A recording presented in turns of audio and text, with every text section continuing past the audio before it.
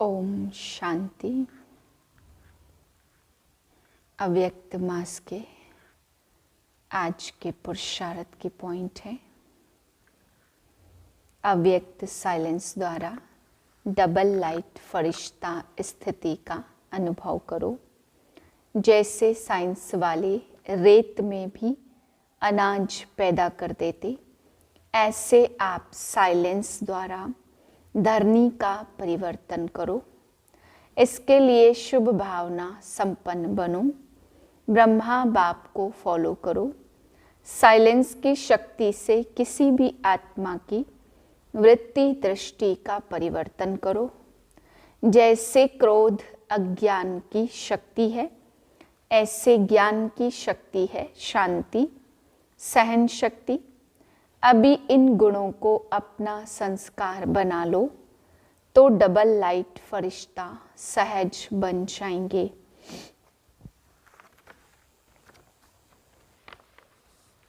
मन और बुद्धि को एकाग्र कर मस्तक के बीच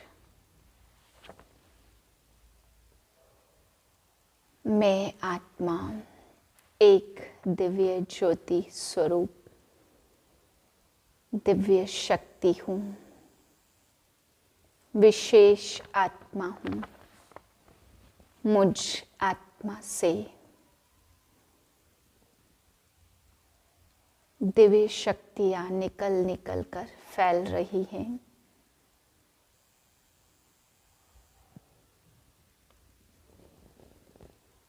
उनतीस 1/2024 के महावाक्य हैं। मीठे बच्चे, जैसे बाप तुम्हारा श्रृंगार करते हैं, ऐसे तुम्हें भी दूसरों का करना है। सारा दिन सर्विस करो, जो आए उसे समझाओ, फिक्रात की कोई बात नहीं। प्रश्न है, यह नॉलेज कोटों में कोई ही समझते व धारण करते हैं, ऐसा क्यों? उत्तर है, क्योंकि तुम सब नई बातें सुनाते हो।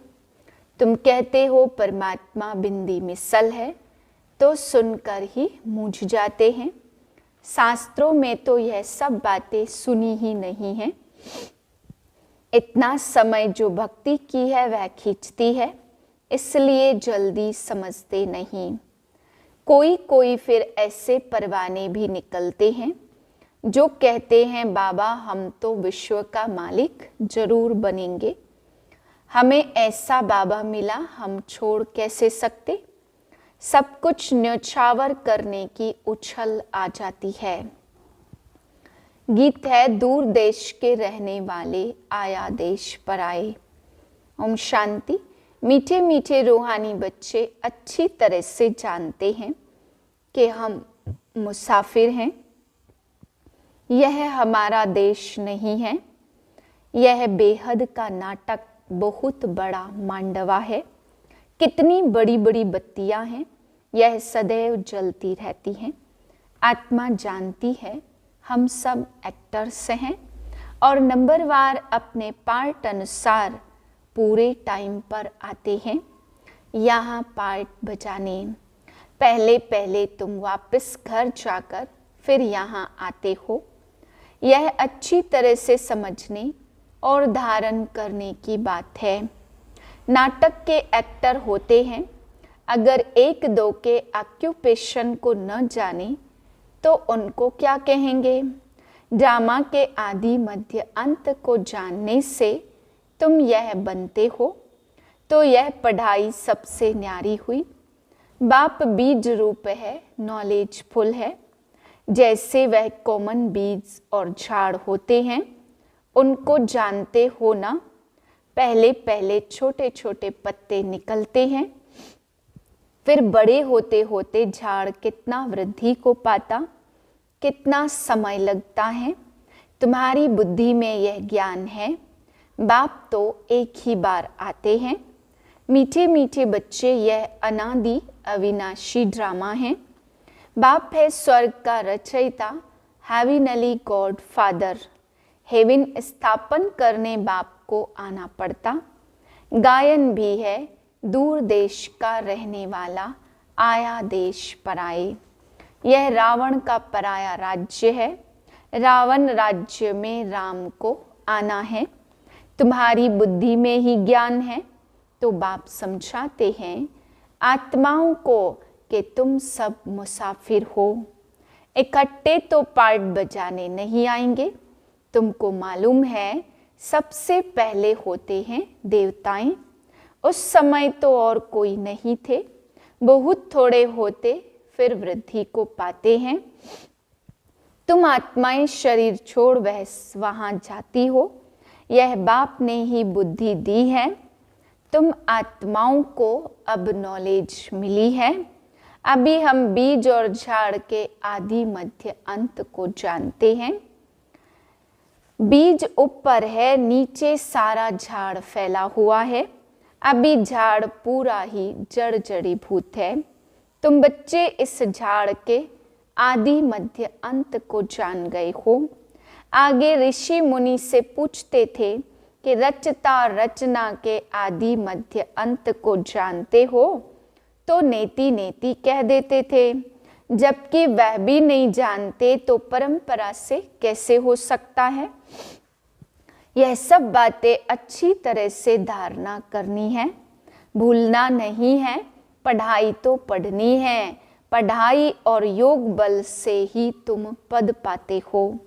पवित्र भी जरूर बनना है, सिवाय बाप के और कोई पवित्र बना न सके। विनाशी धन दान करते तो राजाई कुल में अथवा अच्छे कुल में जन्म लेते हैं। तुम बच्चों को बहुत बड़े घर में जन्म मिलता, नई दुनिया तो बहुत छोटी होती।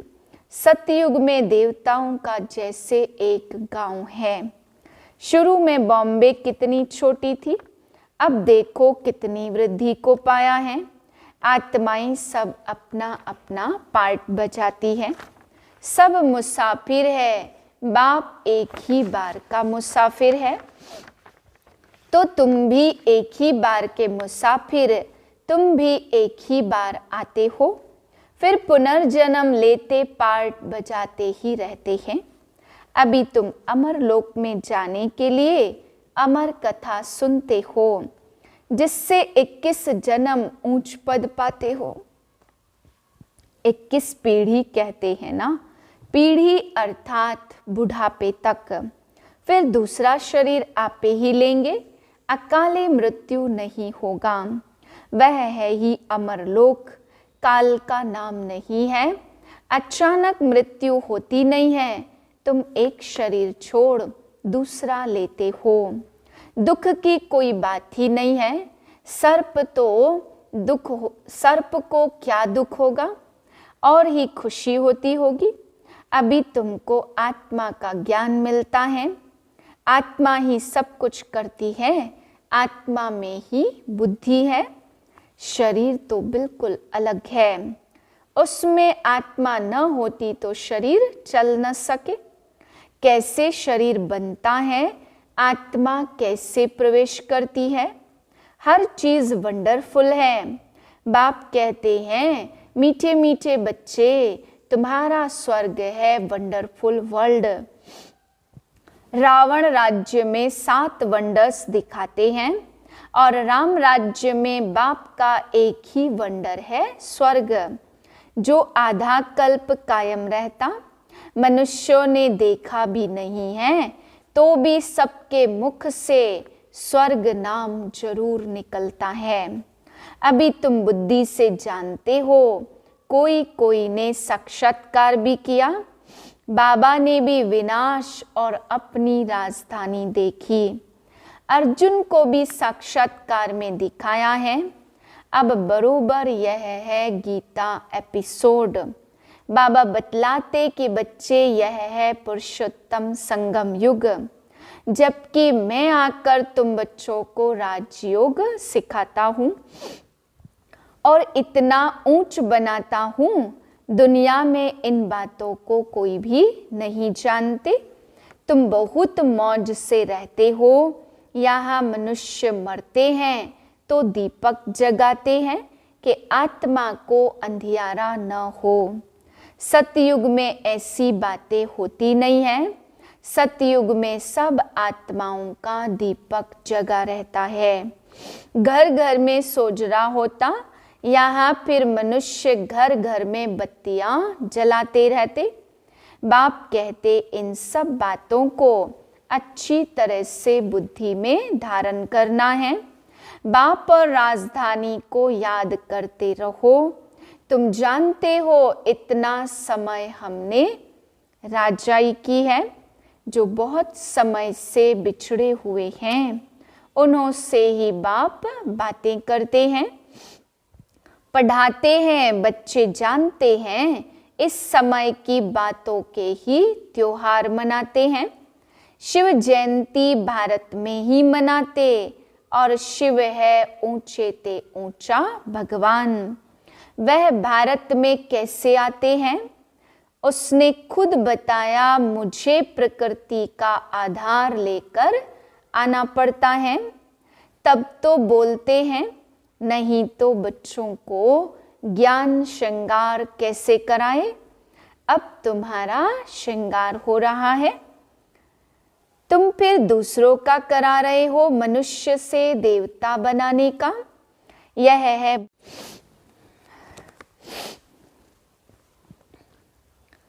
बच्चे कहते हैं बाबा माथा बहुत मारते हैं, निकलता कोटों में कोई है। सो तो होगा, तुम कहते हो परमात्मा बिंदी है।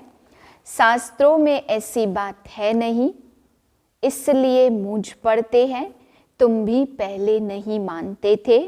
कोई कोई को 2 वर्ष भी समझने में लगे, चले जाते हैं फिर आते हैं। इतना सहज भक्ति छूटती नहीं है, वह अपनी ओर खींचती है। यह भी ड्रामा में पार्ट है। सिवाय तुम ब्राह्मणों के और कोई नहीं जानते। विराट रूप का भी अर्थ समझा है। यह है तुम्हारी बाजोली, तुम चक्र लगाते हो। इनको विराट नाटक कहा जाता है। इनका भी तुमको ज्ञान है। उन कॉलेजों में तो क्या क्या पढ़ते रहते हैं, यहाँ तो वह बात है नहीं। साइंस वृद्धि को पाती रहती है, उनसे विनाश होना है। अभी भल तुम समझाएंगे, परंतु विरला कोई मिलेगा जो कहेगा यह तो बहुत अच्छी बात है, यह तो रोज समझाना चाहिए। कितना भी काम हो, परंतु कहेंगे हमको तो बाबा से वर्षा जरूर लेना है। यह तो अथाह अनगिनत कमाई है। बाबा कहते बच्चे मेरी बुद्धि में सारे झाड़ की नॉलेज है। सो अभी तुम भी समझ रहे हो। बाप जो समझाते वह बहुत एक्यूरेट है। 1 सेकंड ना मिले दूसरे से। कितनी महीनता है, तुमने कितने चक्र लगाए। यह ड्रामा जू मिसल चलता रहता है। एक ही चक्र को 5000 वर्ष लगते हैं। उसमें सारा खेल चलता है, उनको ही जानना है। वहाँ गायें भी फर्स्ट क्लास होंगी। जैसे आपका पद वैसा फर्नीचर और वैसा ही मकान। भबका होता है, खुशी भी आत्मा को ही होती। हमारी आत्मा तृप्त हुई। तृप्त परमात्मा को नहीं कहा जाता। कहेंगे तुम्हारी आत्मा तृप्त हुई। हाँ बाबा तृप्त हुई। तो यह खेल चलता आया। बाप जो समझाते यह भी ड्रामा का खेल है। अब बाप तुमको रिजुवनेट करते, तुम्हारी काया कल्प वृक्ष समान बन जाती है। नाम ही है अमर लोक। आत्मा भी अमर है, काल खा न सके। बाबा तुम्हारी आत्माओं से बात करते हैं। अकाल आत्मा जो इस तख्त पर बैठी है उनसे बात करते। आत्मा इन कानों से सुनती है। हम आत्माओं को ही बाप पढ़ाने आए हैं। बाप की दृष्टि हमेशा आत्माओं पर ही रहती है। तुमको भी बाप हमेशा समझाते, भाई भाई की दृष्टि से देखो। भाई से हम बात करते हैं, फिर क्रिमिनल दृष्टि न जाए। यह प्रैक्टिस बहुत अच्छी चाहिए। हम आत्मा हैं, हमने इतने जन्म ले पार्ट बजाया, हम पुण्य आत्मा थे और हम ही पवित्र आत्मा बने हैं। सोने में ही खाद पड़ती है। जो आत्माएं पिछाड़ी को आएंगी उनको क्या कहेंगे? कुछ परसेंट सोने का होगा, बल पवित्र होकर जाते हैं, परंतु पावर तो कम है ना। एक दो जन्म करके लिया, इससे क्या हुआ? बाबा जो मुरली चलाते हैं वह है खजाना। जब तक बाप दे तब तक तुम बाप को याद करते रहो। याद से ही तुम एवर हेल्दी बनते हो। चुप होकर बैठने से भी कुछ फायदा है। मन मना भाव, इसका अर्थ भी कोई नहीं जानते। बाप ही हर बात का अर्थ समझाते हैं। यहाँ तो है अनर्थ, सबसे बड़ा अनर्थ है एक दो पर काम कटारी चलाना, जिससे आदि मध्य अंत दुख पाते। सबसे छीची हिंसा यह है, इसलिए इनको नरक कहा जाता। स्वर्ग और नरक का भी कोई अर्थ नहीं समझते। वह है नंबर 1 और नरक है नंबर लास्ट। तुम जानते हो हम इस विश्व नाटक के एक्टर्स हैं। तुम नेति नेति नहीं कहेंगे। तुम श्रीमत से कितने अच्छे चित्र बनाते हो, जो मनुष्य देखते ही खुश हो जाएं और सहज ही समझ जाएं। यह चित्र बनाना भी ड्रामा में नूद है। पिछाड़ी को तुम याद में ही रहेंगे। सृष्टि चक्र भी बुद्धि में आ जाएगा। नई दुनिया कौन बनाता और पुरानी दुनिया कौन बनाते, यह सब तुम ही जानते हो। सतो रजो तमो में सबको आना ही है। अभी है कलयुग, यह किसको पता नहीं कि बाप आकर हमको स्वर्ग का मालिक बनाएंगे। किसके ख्याल में भी नहीं आता तुमको तो सारे सृष्टि के आदि मध्य अंत की नॉलेज है। रचयिता बाप इनमें बैठ समझाते कि मैं तुम आत्माओं का बाप हूँ, बेहद का टीचर हूँ। यह संगम युग है पुरुषोत्तम युग। सतयुग और कलयुग को पुरुषोत्तम नहीं कहेंगे। संगम पर ही तुम पुरुषोत्तम बनते हो। जब बाप आकर राजयोग सिखलाते, दिन प्रतिदिन तुम बच्चों को समझाने में बहुत सहज होगा। झाड़ वृद्धि को पाता रहेगा। क्षमा पर बहुत परवाने आते हैं फिदा होने। ऐसे बाप को कौन छोड़ेगा? कहेगा बाबा बस हम तो आपके पास ही बैठे रहे, यह सब कुछ आपका है। ऐसे ऊंच बाप को हम छोड़ें क्यों? जोश बहुतों में आता। बाबा से विश्व की बादशाही मिलती है तो हम छोड़कर क्यों जाएं? यहाँ तो हम स्वर्ग में बैठे हैं। यहाँ कोई काल भी नहीं आ सकता, परंतु बाप की श्रीमत लेनी पड़े। बाप कहेंगे ऐसे नहीं करना है। उछल तो आएगी, परंतु ड्रामा में ऐसा नहीं है। जो सब यहाँ बैठ जाएं। जोश आता है क्योंकि जानते हैं यह सब कुछ खत्म होने वाला है। जिनका पार्ट है वह सुनते रहते हैं। तो बाप कहते हैं तुम LLB ICS पढ़ते हो, इनसे क्या मिलेगा? कल शरीर छूट जाए तो क्या मिलेगा? कुछ भी नहीं। वह है विनाशी विद्या और यह है अविनाशी विद्या, जो अविनाशी बाप देते हैं। टाइम बहुत थोड़ा है। तमो प्रधान से सतो प्रधान इस जन्म में ही बनना है। वह तो याद में ही बनेंगे और सब देह के धर्म छोड़ माँ में कम याद करो। शरीर पर भरोसा नहीं है, पढ़ते पढ़ते मर जाते हैं, तो बाप का काम है समझाना। उस पढ़ाई में क्या कमाई है और इस पढ़ाई में क्या कमाई है, यह तो तुम जानते हो। शिव बाबा का भंडारा सदैव भरपूर है। इतने सब बच्चे पलते रहते, फिक्र की तो कोई बात नहीं। भूख मर नहीं सकते, लौकिक बाप भी देखते। बच्चों को खाना नहीं मिलता तो खुद भी नहीं खाते। बच्चों का दुख बाप सहन नहीं कर सकते, पहले बच्चे पीछे बाप। माँ सबसे पीछे खाती है, रूखा सूखा बचता है वह खा लेती है। हमारी भंडारी भी ऐसी है। अच्छा, मीठे मीठे सिकिलदे बच्चों प्रति माता पिता बाप दादा का याद प्यार गुड मॉर्निंग। रूहानी बाप की रूहानी बच्चों को नमस्ते। हम रूहानी बच्चों की रूहानी बाप को नमस्ते। धारणा के लिए पहले पॉइंट, भाई भाई की दृष्टि पक्की करनी है। हम आत्मा आत्मा भाई से बात करते हैं।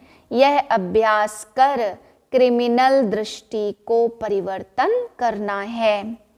दूसरी पॉइंट है, बाप जब ज्ञान का खजाना देते हैं तो याद में बैठ बुद्धि रूपी झोली से खजाना भरना है। चुप बैठकर अविनाशी कमाई जमा करनी है। वरदान है, आत्मिक मुस्कुराहट द्वारा चेहरे से प्रसन्नता की झलक दिखाने वाले विशेष आत्मा भाव। ब्राह्मण जीवन की विशेषता है प्रसन्नता। प्रसन्नता अर्थात आत्मिक मुस्कुराहट। जोर जोर से हंसना नहीं, लेकिन मुस्कुराना। चाहे कोई गाली भी दे रहे हो तो भी आपके चेहरे पर दुख की लहर नहीं आए। सदा प्रसन्न चित्त। यह नहीं सोचो कि उसने 1 घंटा बोला, मैंने तो सिर्फ 1 सेकंड बोला। सेकंड भी बोला या सोचा, शक्ल पर अप्रसन्नता आई तो फेल हो जाएंगे। 1 घंटा सहन किया, फिर गुब्बारे से गैस निकल गई। श्रेष्ठ जीवन के लक्ष्य वाली विशेष आत्मा ऐसे गैस के गुब्बारे नहीं बनती। स्लोगन है, शीतल काया वाले योगी स्वतः शीतल बन दूसरों को शीतल दृष्टि से निहाल करते हैं। ओम शांति।